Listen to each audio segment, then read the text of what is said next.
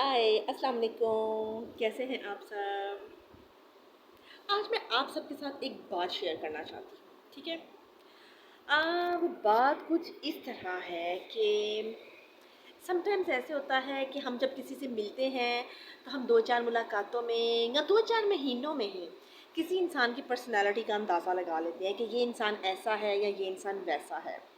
تو نہیں، میرا تجربہ یہ کہتا ہے کہ یہ چیز غلط ہے۔ انسان ایک کتاب کی طرح ہے، ٹھیک ہے؟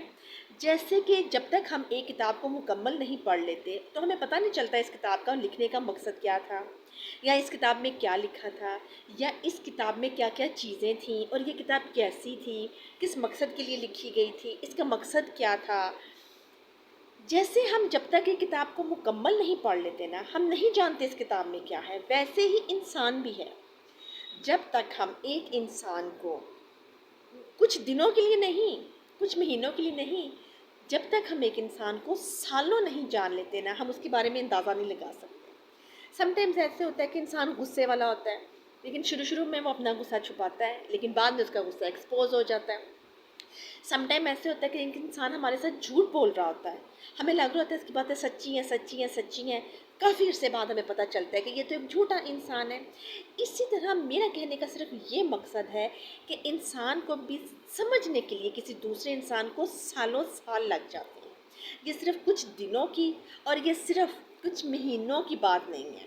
اس لیے آپ بھی کسی انسان کو اگر سمجھنا چاہتے ہیں تو صرف چند ملاقاتوں سے یا چند مہینوں سے اس کی ذات کا اندازہ نہیں لگا سکتے، ٹھیک ہے؟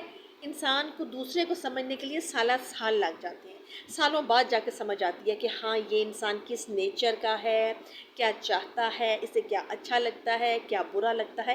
جیسے کہ میاں بیوی ہیں، میاں بیوی کی جب کسی کی ارینج میرج ہوتی ہے تو وہ چند دنوں میں ایک دوسرے کو نہیں سمجھ جاتے، سالہ سال لگ جاتے ہیں، پھر جا کے میاں بیوی ایک دوسرے کو سمجھتے ہیں۔